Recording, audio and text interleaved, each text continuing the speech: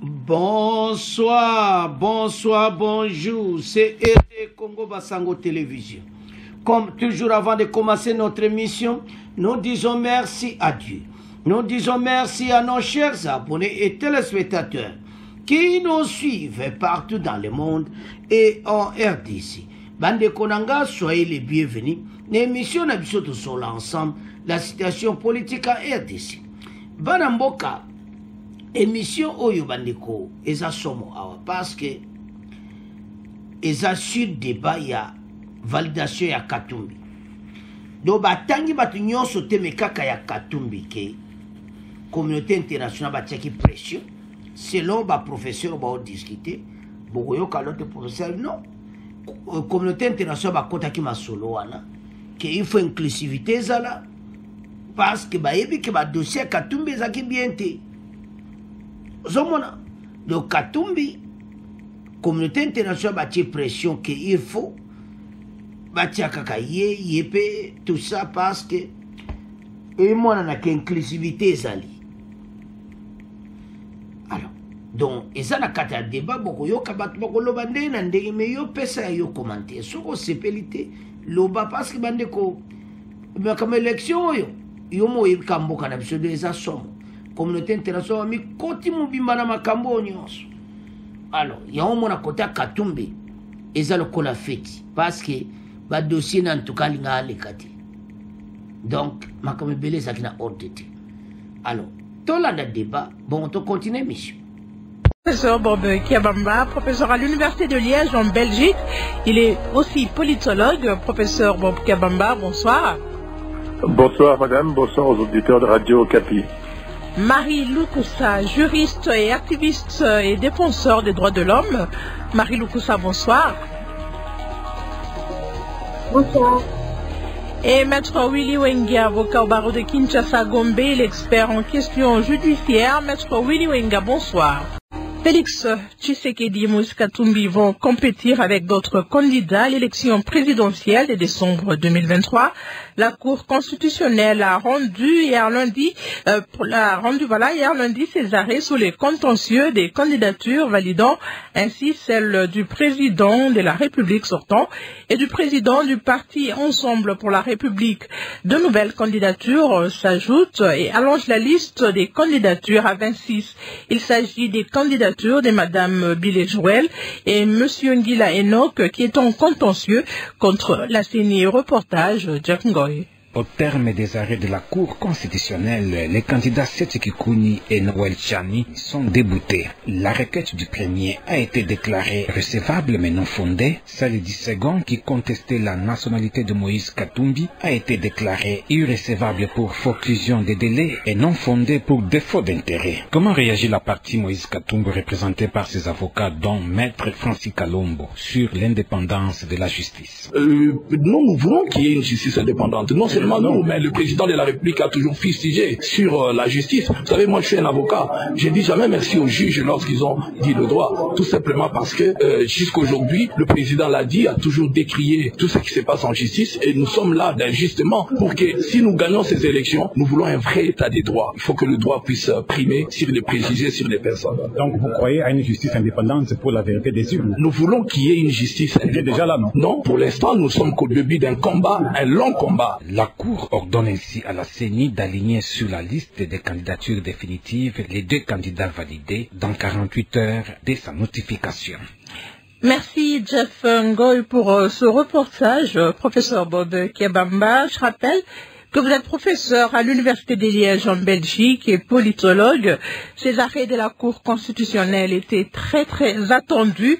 Et voilà, tous les candidats ont été retenus et confirmés par la Cour constitutionnelle. Beaucoup de questions autour se posent les Congolais. Est-ce que ces arrêts rendus par la Cour peuvent justifier son indépendance? Merci en tout cas pour la question et merci pour le débat. C'est que dans un premier temps, il faut bien se rendre compte que la plupart par rapport au contentieux des candidatures à la présidence de la République, se sont focalisés essentiellement sur la candidature de Moïse Katumbi.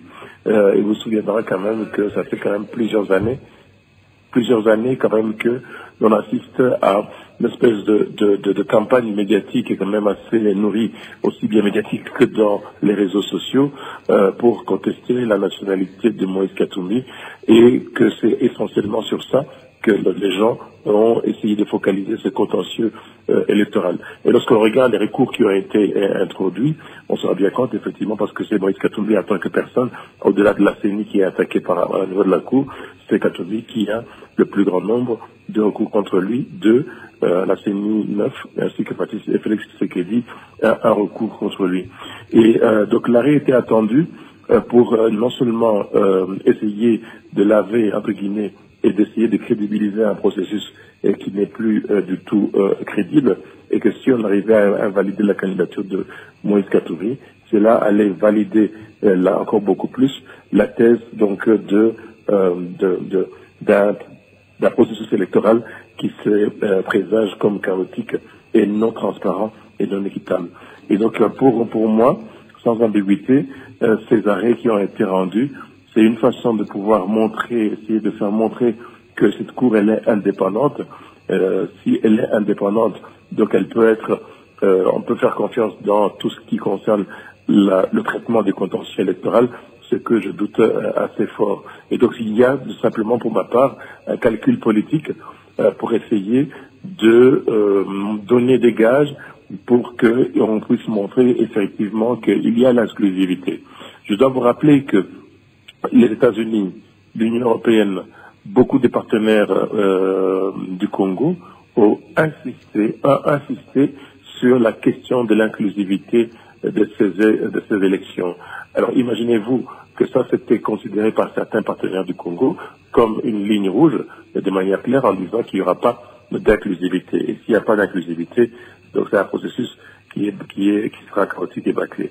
Et donc la réponse à cette préoccupation de la communauté internationale a été d'influencer pour que cette candidature soit validée et éviter ainsi de pouvoir déjà arriver à avoir les foudres non seulement des États-Unis, mais aussi de l'Union européenne et puis d'autres partenaires congolais par rapport à ces caractères-là.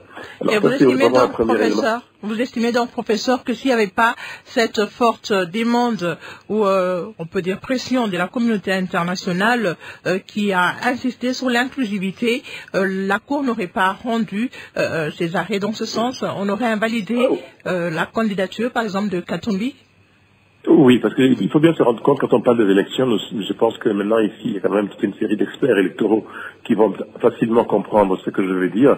C'est que dans les candidatures que nous avons, Moïse Katumbi constitue quand même parmi les candidatures qui pèsent le plus contre Félix Tshisekedi, puisque les élections présidentielles se jouent région contre région. Et alors, quand on regarde effectivement l'électorat tel qu'il a été enrôlé et publié par la CENI, on se rend compte que l'Est continue toujours à être quand même majoritaire par rapport à l'Ouest et encore moins la région du centre. Et donc clairement que si on a quelqu'un qui a les moyens de pouvoir arriver à être autonome, c'est-à-dire utiliser ses fonds propres pour la campagne électorale sans avoir recours aux fonds de l'État ou aux moyens de l'État, c'est déjà un atout capital. Un deuxième élément, c'est que nous savons tous, au niveau de l'opinion publique congolaise tend vers l'opposition. C'est-à-dire, on se rend bien compte que la politique de Félix Tshisekedi est de plus en plus décriée par la population. Or, il faut que cette opinion se retrouve au sein de quelqu'un, et ce quelqu'un pourrait être Moïse Katumbi, et de cela, si toute chose restant égale par ailleurs, qu'il arrivait à faire campagne correctement, il serait véritablement un concurrent difficile à battre par le clan Félix Tshisekedi. Et de ce point de vue-là, c'est le deuxième élément qui est important à prendre en considération et qui fait en sorte que si on voulait l'éliminer, il fallait bien l'éliminer et pour qu'il ne soit pas un concurrent. Mais je ne doute pas fort que dans les prochains jours, lorsque la campagne électorale va commencer, elle commencera le 19 novembre, et que nous aurons encore une fois toute une série de restrictions qui vont être données au niveau des mouvements des potentiels candidats à la présidence. On a déjà connu le fait de ne pas autoriser les vols, les avions affrétés à pouvoir décoller et aller à un point quelconque dans l'espace congolais. Ou bien on a déjà eu des cas où le matériel de campagne de tel ou tel candidat n'est pas autorisé à être dédouané, etc. Donc il y a toute une série de mesures, de restrictions qui peuvent être prises, que l'on va aussi voir dans les prochains jours. Donc en gros, grosso modo, l'accréditation de tout ça me fait penser simplement qu'il s'agit d'une réponse venant du pouvoir vis-à-vis de l'international et de pouvoir apaiser un peu les critiques qu'il pourrait y avoir suite à la non-inclusivité du processus électoral. Willy Wenga, avocat au barreau de Kinshasa-Gombe, vous êtes expert en questions judiciaires. Willy Wenga, beaucoup des Congolais ont salué ces arrêts rendus par la Cour constitutionnelle.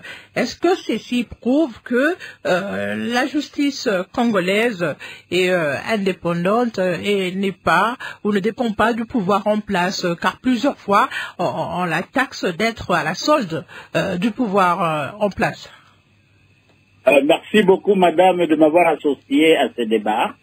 Je pense que ce qu'il faut retenir dans un premier temps, c'est qu'au moins la Cour constitutionnelle, conformément aux dispositions pertinentes de la Constitution, de la loi sur son fonctionnement, ainsi qu'à l'article 86 de son règlement, et à la lumière de la loi électorale, donc les articles 25 et 107 de la loi électorale, a rendu ses arrêts sur base de requêtes qu'elle a reçues. Et ici, je dois avouer que je réponds en tant qu'avocat, en tant que judiciaire, je ne réponds pas en tant que politicien. Et ce que j'ai noté, c'est que la Cour s'est prononcée en toute souveraineté. La Cour s'est prononcée dans les délais prévus par la loi. La Cour s'est prononcée dans la forme prévue par la loi.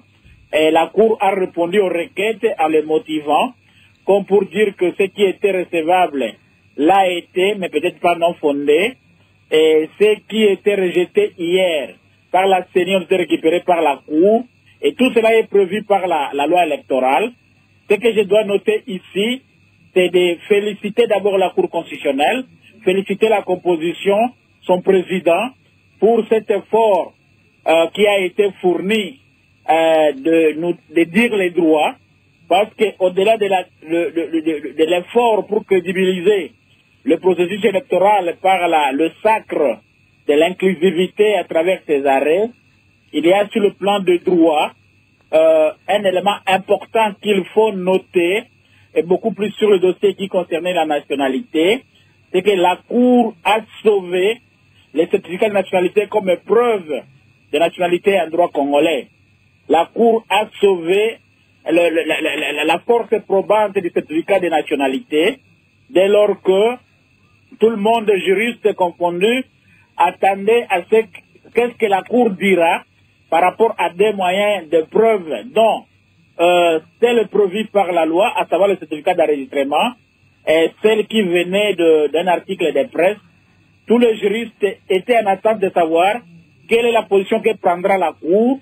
Et la Cour a pris la position que tous les juristes attendaient, et hormis les positions politiques de chacun, mais sur le plan de droit, ces arrêts répondent bel et bien aux attentes des juristes.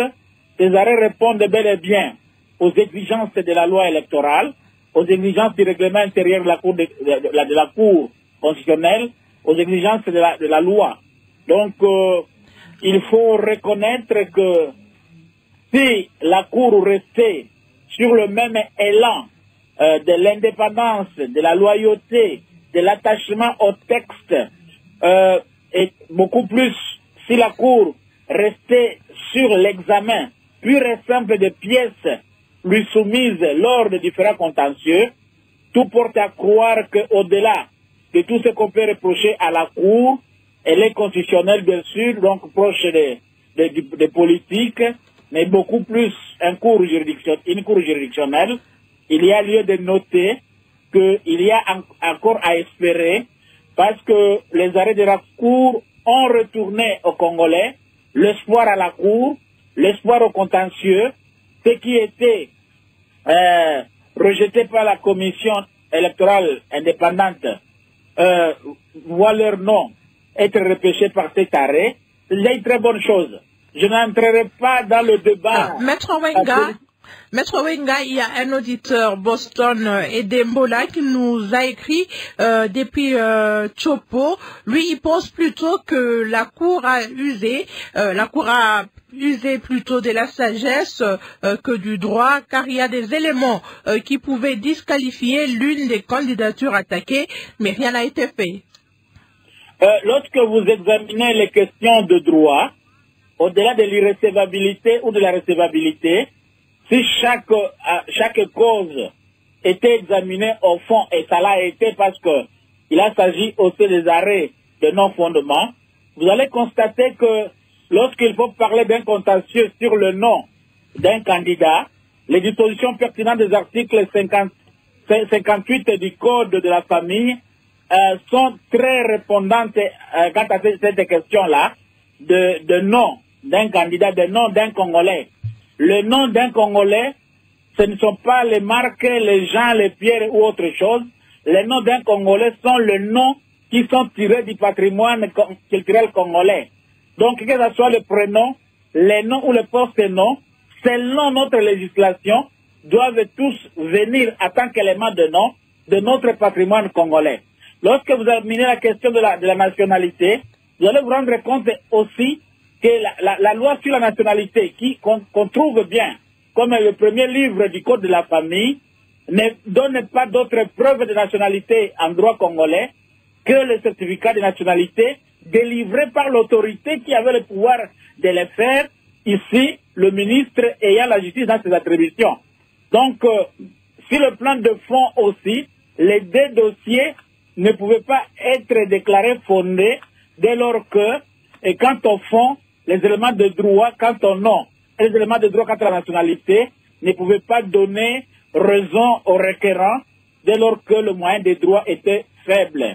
Merci, Maître Willy Wenga. Marie Loukoussa, vous êtes juriste et activiste et défenseur de droits de l'homme. Beaucoup de Congolais, non pas beaucoup, certains Congolais pensent que la Cour a rendu ses arrêts pour apaiser les esprits des Congolais qui étaient déjà tendus. Hein. Certains disaient qu'il y aurait des casses au cas où la candidature, par exemple, de Moïse Katumbi ne serait pas confirmée par la Cour constitutionnelle. Qu'est-ce que vous pensez de cette opinion-là, qui pense que si ça a été fait, c'était juste pour calmer les esprits des Congolais? Merci d'abord de nous avoir associés à cet exercice. Les arrêts rendus par la Cour constitutionnelle hier, d'abord je commence par saluer la sagesse de la Cour constitutionnelle parce qu'elle a eu à sauver les principes d'inclusivité que nous sommes en train de décrier depuis le début du processus électoral, que le processus électoral devait être inclusif, c'est-à-dire ne laissant personne, toute personne qui se sent capable de concourir au processus actuel devait en principe faire partie. Alors avec les arrêts de la Cour constitutionnelle, nous pensons que la Cour a joué vraiment à la sagesse en prenant ces arrêts, c'est-à-dire en prenant ces arrêts et également en repêchant certaines candidatures qui ont été également déboutées au niveau de la CENI, dont la candidature d'une dame que j'ai saluée avec beaucoup, que j'ai saluée d'ailleurs. Donc moi je suis d'avis, je suis vraiment contente que la Cour ait pensé dans ce sens-là, parce que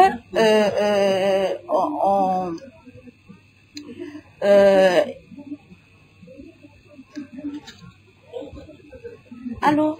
On vous suit, Marie Loukoussa. Allô? Allô? On vous entend très bien, Madame Loukoussa. Madame Loukoussa? Allô? Madame Loukoussa, on vous suit. Allez-y, on vous suit. Allô? Je pense qu'on a un souci peut-être avec votre ligne téléphonique.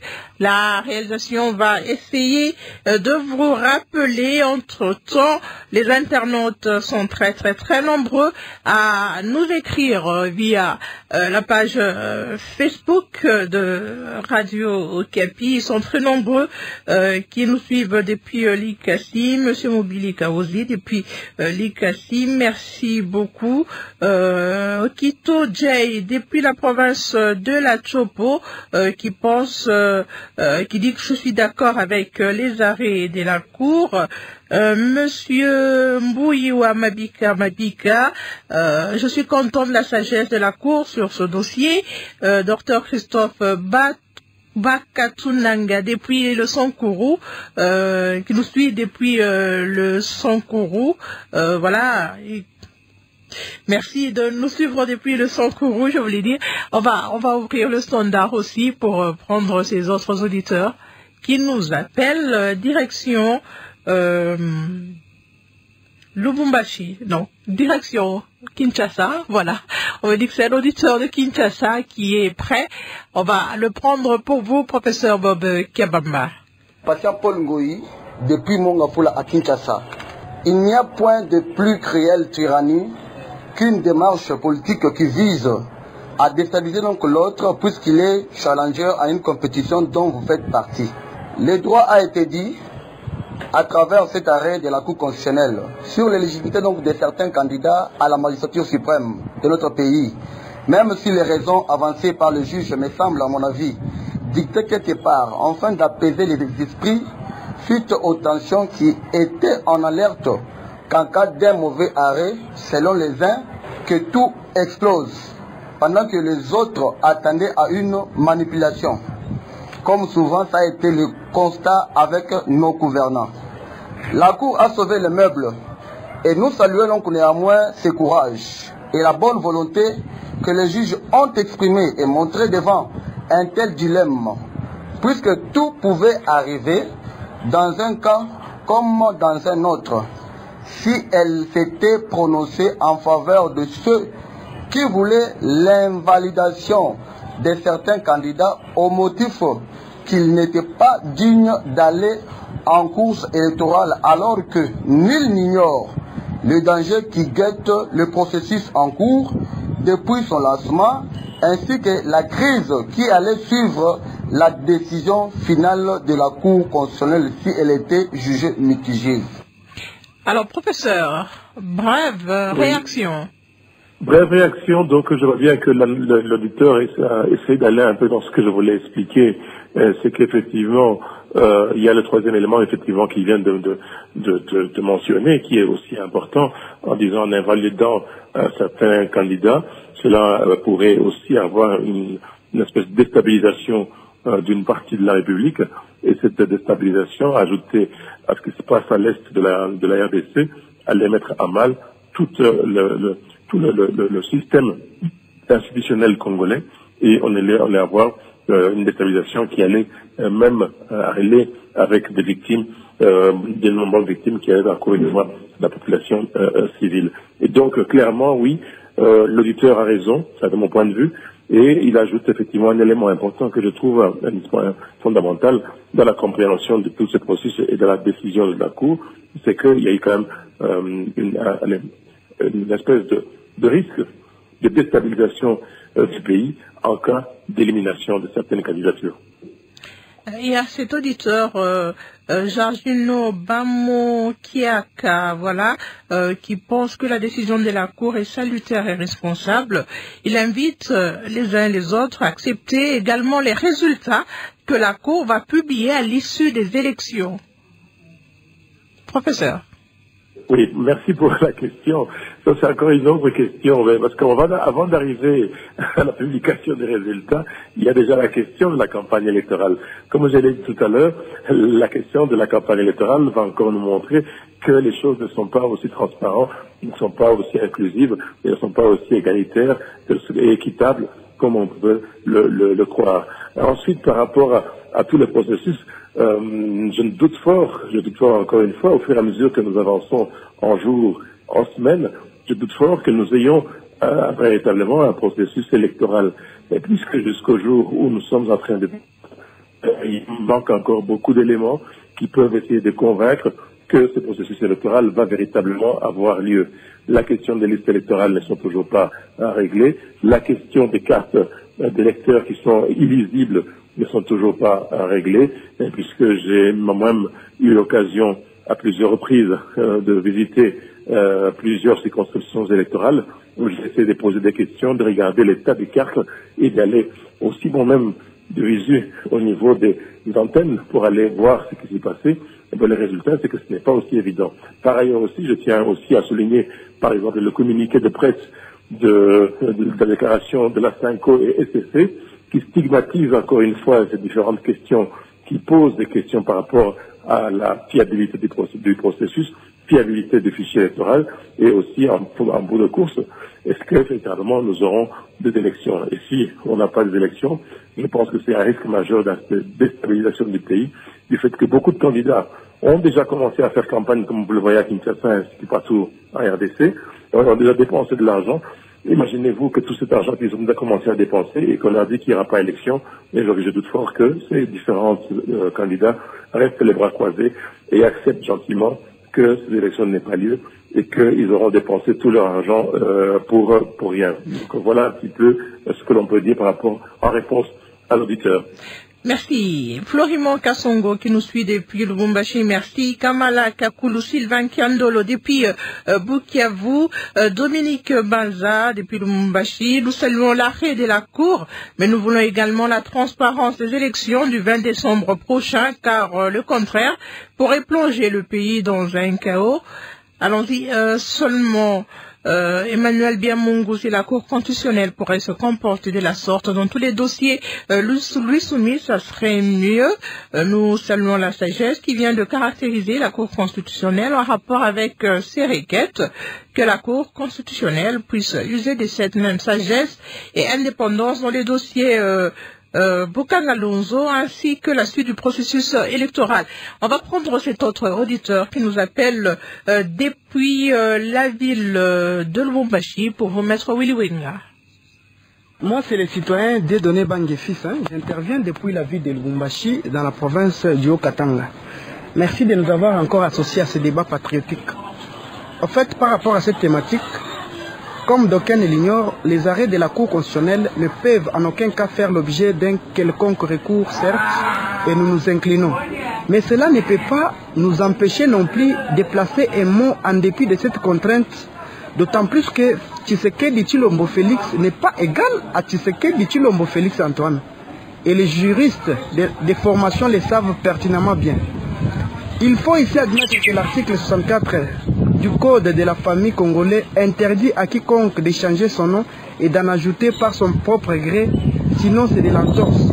Mais au moins la loi donne l'opportunité de solliciter ce changement à la justice et c'est cette dernière, la justice, bien entendu, qui rendra un jugement pour que cela soit accepté. Chose que la partie défenderesse, jusqu'à ce qu'on coupe ma main, n'avait jamais fait et la réponse, nous l'avons tous. Cependant, moi personnellement, en tant que libre analyste, je sais que cette décision de la Cour de valider toutes les candidatures a sans nul doute rencontré mes attentes car, à mon humble avis, on ne pouvait pas invalider la candidature de Moïse Katumbi du moment où celle de l'actuel président était déjà en danger. D'où la Cour était contrainte de valider toutes les candidatures pour éviter les frustrations dans les camps des uns et des autres, dans la violation des textes, bien sûr. Merci. Maître Wenga. Oui, je vous écoute. Vous avez suivi cet auditeur? J'ai suivi avec beaucoup d'attention. Oui. J'ai suivi avec beaucoup d'attention M. Dieudonné de Lubumbashi. Votre commentaire? Oui, madame, écoutez, je pense que Dieudonné a raison de faire confiance aux arrêts qui ont été rendus. Posant le postulat du fait qu'il n'y a pas de recours contre les arrêts de la Cour constitutionnelle, il a raison et c'est la loi qui le dit, la Constitution aussi.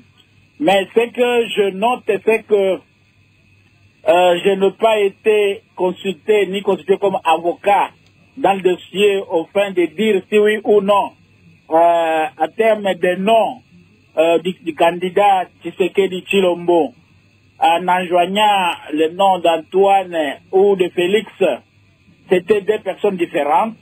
Mais ce qui m'intéresse beaucoup dans l'intervention de mon bien-aimé Dieudonné depuis Lubumbashi, c'est de voir qu'il s'est référé aux dispositions pertinentes des articles 58 et 64 du Code de la famille pour vouloir distinguer la personne du candidat Tshisekedi Tshilombo de par le fait qu'il aurait changé, modifié, ajouté ou adjoindre les prénoms occidental à son nom.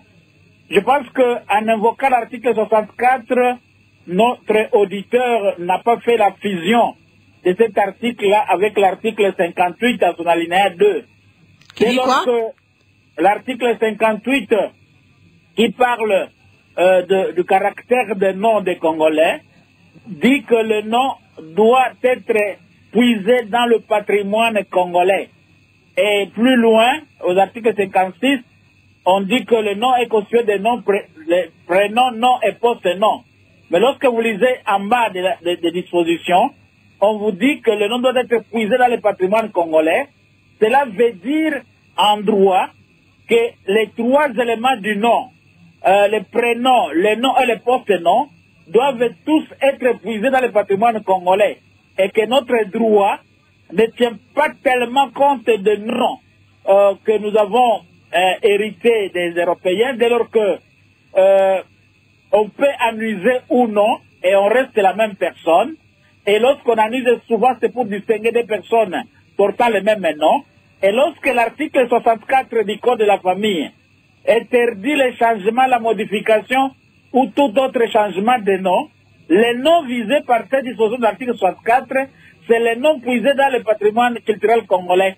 Ce ne sont pas ces noms de Jean-Marc ou de nom de Valentin ou le nom de Louis ou Gérard, mais les noms puisés dans le patrimoine congolais. Or, lorsqu'un candidat, conformément à la loi, a gardé son nom, ce qu'on appelait à l'époque le nom authentique de Tshisekedi Tshilombo, ça serait problématique si c'est le Tshilombo qui était aujourd'hui on parlerait de Tshilombo Tshisekedi ou de Tshisekedi Tshilombo, parce qu'à ce moment-là, les noms visés par la loi, l'ordre de ces noms-là sont modifiés.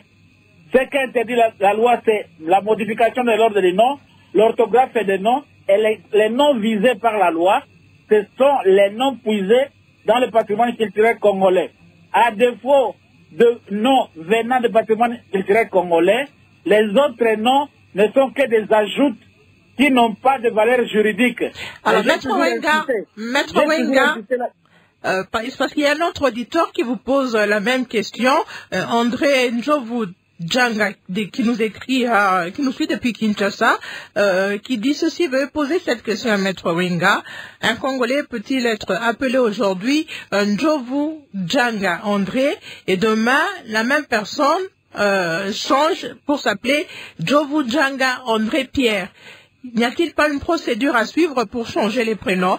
Parce que même dans les... Je vais prendre un exemple dans les agences des transferts d'argent. Lorsque vous venez avec des noms inversés comme ça, c'est compliqué. On ne vous permet pas de faire certaines opérations. Oui, madame, ce que je voudrais donner comme réponse à l'auditeur, c'est que il y a parfois le conflit entre plusieurs droits. Notre droit à nous considère le nom puisé dans le patrimoine congolais comme notre vrai nom, et que les André ou Jacques ou Pierre ne sont pas des éléments visés par notre loi. Toutefois, lorsque je parle de conflit de loi, c'est-à-dire lorsque vous évoquez l'histoire des agences de transfert, c'est-à-dire dans les droits étrangers, dans les droits autres que les droits congolais, le nom comme Marc, comme John, comme André, sont véritablement des noms en droit étranger.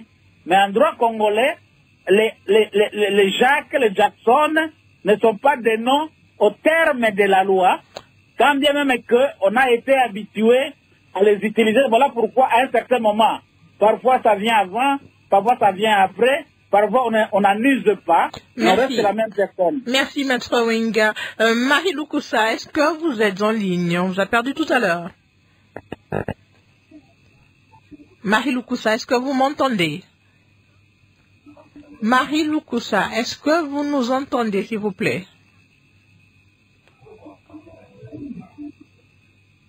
Alors, je crois qu'on a son problème demeure. On va encore essayer de la rappeler. Entre-temps, on va prendre ce dernier auditeur qui appelle depuis Bukavu, Sud Kivu. Jean Jadot Igilima, à partir de Bukavu, en province du Sud Kivu.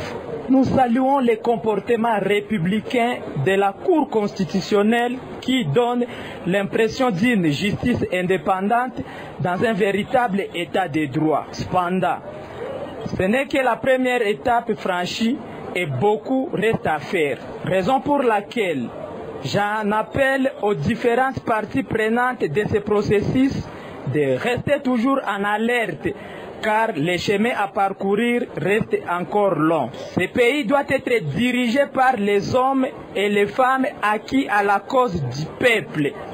Et cela passe par l'instauration d'une justice qui agit au-delà des émotions. Nous, comme électeurs et candidats en même temps, avons besoin d'une CENI et d'une cour qui feront les jets d'arbitre afin de donner à tout un chacun une chance égale de se retrouver selon ses mérites. Et cela fait la beauté de la démocratie. Professeur Bob Kabamba, dans la première partie de son intervention, il rejoint un peu dans ce que vous nous avez dit tout à l'heure, mais dans cette deuxième partie, il dit quand même des choses intéressantes, cet auditeur de Bukavu. Tout à fait. Il parle justement de ce qu'on appelle des chances égales, c'est-à-dire on parle de l'équité. À côté de l'inclusivité, on a aussi l'équité, c'est-à-dire que tous les candidats sont placés au même pied d'égalité et ont les mêmes moyens pour pouvoir faire campagne électorale, etc. Mais cette question d'équité, malheureusement, pas que au Congo, dans beaucoup de pays, cette question d'équité n'est jamais été résolue et même n'a jamais été rencontrée. Puisque celui qui est au pouvoir, effectivement, il va utiliser des moyens de l'État pour faire campagne. Celui qui n'est pas au pouvoir va devoir utiliser ses propres moyens pour arriver à faire campagne, presque pas comme à égalité, puisque vous savez très bien que les moyens de l'État, quand on les a, ça n'a pas de commune mesure avec quelqu'un qui n'a pas ces moyens-là. Autrement dit, quand on a les moyens de l'État, on peut user des députés de sa majorité, on peut user des ministres de sa formation politique, on peut user des gouverneurs de sa formation politique, on peut user de toute une série d'outils que l'État donne aux candidats sortants et qui permet à ces candidats d'avoir toujours une longueur d'avance. Et tout à l'heure, même quand j'ai parlé des restrictions, c'est aussi dans le sens de l'équité qui, de mon point de vue, ne sera difficilement rencontrée dans le cadre de ce processus. On a déjà eu quand même toute une série d'éléments et d'indicateurs qui nous indiquent très bien que cela va poser véritablement question. On a eu des candidats ou des potentiels candidats qui voulaient faire des conférences auxquelles on a interdit de faire des conférences. On a eu des potentiels candidats qui ont voulu faire des meetings auxquels on a refusé de pouvoir faire ces meetings. Si vous regardez par exemple, pour bien comprendre ça, circuler dans la ville de Kinshasa, vous verrez que la plupart des affiches, sauf que si vous voulez faire des affiches électorales, vous mettez la photo du président de la République et votre photo, vous êtes sûr que vous ne serez pas poursuivi vous allez commencer une campagne électorale avant la campagne électorale.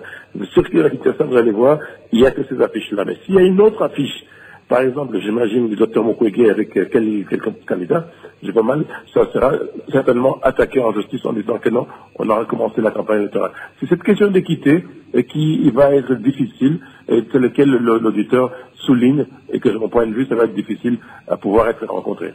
Alors, professeur Kabamba, il y a un internaute qui vous suit, il vous demande de quitter le pessimisme. Il y aura élection le 20 décembre 2023. Alors, moi, je suis un politologue, j'analyse beaucoup des processus électoraux, pas que les processus électoraux à RDC, mais j'ai aussi été en Madagascar, j'étais au Zimbabwe, j'étais en Afrique du Sud, au Rwanda, Burundi, Guinée, dans plein de pays pour suivre les processus électoraux. Et c'est ma spécialité, c'est mon expertise. Et qu'on a toujours des indicateurs qui nous donnent des éléments qui nous permettent de pouvoir voir s'il y aura élection ou pas.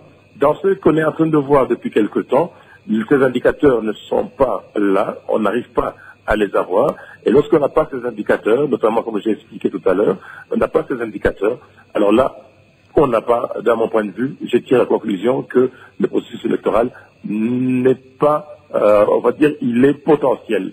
Par ailleurs aussi, je dois rajouter encore un dernier élément qui est fort important par rapport à tout le processus électoral. Au-delà des différents communiqués, des indicateurs que j'ai donnés, il y a encore un autre élément qui est important, c'est de pouvoir faire confiance, que les parties prenantes aient confiance au processus. Et dans le cas présent, de tous les communiqués que je lis, que ce soit les candidats présidents de la République, que ce soit les églises catholiques et protestantes, ce n'est pas le cas. À moins que l'auditeur me dise, nous allons dormir et puis nous allons nous réveiller en nous disant que les élections ont eu lieu et que le lendemain matin, on va proclamer les résultats. À moins que ce soit ça, oui. Il y a par contre un autre auditeur qui nous suit depuis la Tanzanie, Patrick Mbaye Nyong, qui salue votre sagesse. Ben, vraiment, ce n'est que des arguments scientifiques que j'essaye de partager avec les auditeurs pour que les auditeurs soient au fait, qu'ils ne soient pas étonnés que demain, on a un processus qui n'est pas véritablement un processus, que nous avons une dynamique qui va plonger le pays peut-être dans le chaos. Or, on dit toujours, prévenir, c'est prévoir. Maître Willy Wenga, beaucoup de questions pour vous. Vous avez soulevé un autre débat sur les noms. Il y a beaucoup de questions qui vous sont adressées par rapport à l'explication que vous nous avez donnée ici concernant les noms dans le code des familles, le code de la famille. Est-ce que vous m'entendez, Maître Willy Wenga? Oui, je suis à ligne, madame. Oui, voilà, je disais qu'il y avait beaucoup de réactions par rapport à vos explications, tout à l'heure sur les noms dans les codes de la famille au Congo. Je ne veux pas revenir sur ça parce que ça risque d'étirer les débats en longueur. Mais il y a quand même une question que je veux prendre, Papi Ramazani, qui vous demande pourquoi on dit que le nom est immuable, imprescriptible même. La question de nom, c'est une question qui demande un examen très profond, à ce que la question d'immuabilité, la question de changement, la question de modification, la question d'orthographe, il faut d'abord situer de quel nom il s'agit. Le nom dont il s'agit en termes d'immuabilité, c'est le nom d'abord qui a été déclaré devant l'officier de l'état civil lors de l'établissement de l'acte de naissance, premièrement. Deuxièmement, ce nom doit avoir été tiré du patrimoine culturel congolais, c'est ça le nom qui est visé par la loi, et le principe d'immuabilité vient concerner les noms-là puisés dans le patrimoine congolais. Le principe de non-modification, parce que l'immuabilité signifie on ne peut pas bouger le nom comme on veut, on ne peut pas modifier le nom, on ne peut pas changer le nom. C'est tous ces changements de modification qu'on appelle le principe d'immuabilité. Mais les noms concernés par le principe d'immuabilité, c'est les noms tirés du patrimoine congolais. Que ce soit le post-nom, le nom ou le prénom, c'est dans le patrimoine culturel congolais. Parce que l'article 58 est clair là-dessus. Il faut conclure, Maître Wenga. Il faut conclure. Votre conclusion. Je conclus, madame, pour dire que je salue les arrêts de la Cour constitutionnelle. Je remercie beaucoup. On ne vous suit presque pas, Maître Wenga. Allô, madame? Oui, vous disiez, vous saluez les arrêts de la Cour? De la Cour constitutionnelle. Et j'encourage les juges à rester attachés à la loi, à rester attachés aux pièces. Les dur est devant nous.